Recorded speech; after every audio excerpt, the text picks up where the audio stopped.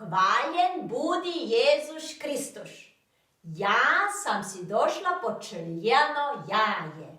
Tako velimo kad si proasimo jaje kod rodbine. Ali našla sam i čeljana jaja u stanu. Pogledajte. Jedno jaje je u gnjazdu. Jedno jaje je pod kiticom.